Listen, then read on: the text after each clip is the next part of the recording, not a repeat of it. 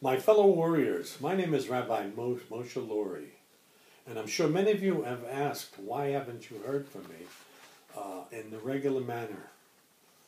Well, at first I was waiting for the Lord to give me the information that I felt you should have without wasting your time. And then I guess that when I found the right answers to what we needed to do and to protect the society that we live in and from the evil of today, it seemed that as soon as I began to receive that knowledge and was preparing to put it out over the internet and in the desk of the rabbi and these different sources that we have, the enemy literally tried to kill me. And I was very sick for a very long time, with many different illnesses and maladies. I must admit that I almost had said I had enough. I'm going to quit. And then the Lord in His mercy brought the word to me and reminded me of my commitments, never to be still and never to be silent. So if you still wish to hear from me, I'll begin to bring you what I've heard. And the reason I'm reading, because if I ad-lib it, will go off in what I used to do that's called the rabbit trails, and sometimes the rabbit gets very lost. The Lord, as to what we're supposed to do to take this land back from the enemy and his minions. As you may have noticed, this election wasn't as clean as we might have wanted, and there are still people trying to dig down to the truth, and they will find it. Also, you might have noticed that the government was not exactly truthful as they should be, and I could list many, many other things, including impeachable criminal offenses. But aside from the knowledge we should have, we're not to occupy ourselves with this war just on earth. There are those who would have been chosen by the Lord to take part in the earthly and political warfare, and there are those who have been chosen to be watchmen on the wall and clarions on that wall, and the spiritual warriors that have been chosen first to spread the word across the land, and then and when as necessary to take the war to the heavenlies and the guidance and direction of the Lord in the name of His Son Yeshua. That's Jesus, if you don't remember. If you feel you are one of those chosen by the Lord to the spiritual warfare, then listen closely. But first let me clarify that all believers have been chosen to take part in the battle. No one, I repeat, no one has been given the job to sit on the sideline in this end-time battle. So here we go. The people of the United States have elected a leadership which has denounced the biblical foundation of the nation.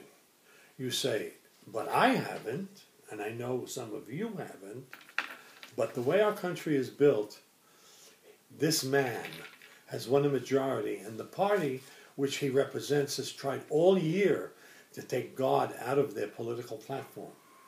And because of this, we must renounce and denounce any agreement with this government. I'm not saying be disobedient or go to war against the government, but as far as agreeing with the commitments that they're making to denounce God and the other things, we must turn from this.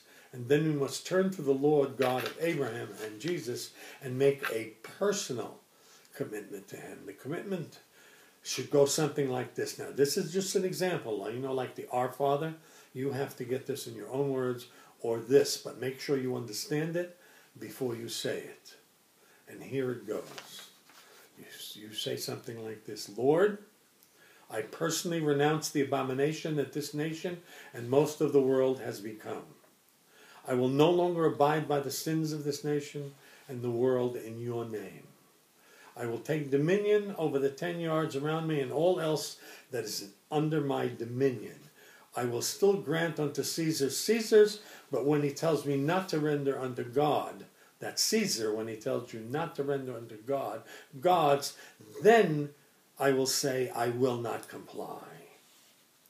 I'm sure that this sounds kind of drastic, but if you listen to what the Lord has to say about reprobate nations, one He holds in derision, He will say, he will speak to them in his wrath, and he will affright them in his sore displeasure, and his wrath shall be kindled upon them. I don't know about you, but I don't need God's wrath upon me. So therefore I choose to separate myself from this nation as a whole. I'll live in it, I'll abide by its laws when they don't affect God's laws, and I will do what I'm supposed to as an upstanding citizen, but I will reestablish my covenant with God in the heavenlies, because what is blessed in the heavenlies shall be blessed on earth, and don't you forget that. You've asked me time and time again, what about the end times? You're always going. And I've always said, well, it's the beginning of the end times with the small t. But I want to tell you now, we're in it with the capital T, the great and terrible day of the Lord. Great for the believer, not so great for the unbeliever, and really terrible for the make-believer. Choose which you will be. Let the light of the Lord shine from you, or live in darkness and hopelessness. The choosing is yours. It's all paid for. Just choose correctly, and all will be well with your soul, with life everlasting.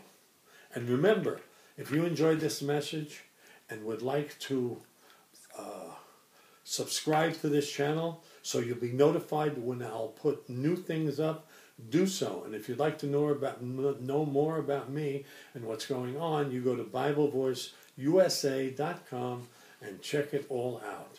Remember, your subscription will get you notification, not bothering you, but notification of what's going on in this channel. And remember, this is the time we all need to come together to save some part of this nation, because it is still the greatest nation on earth.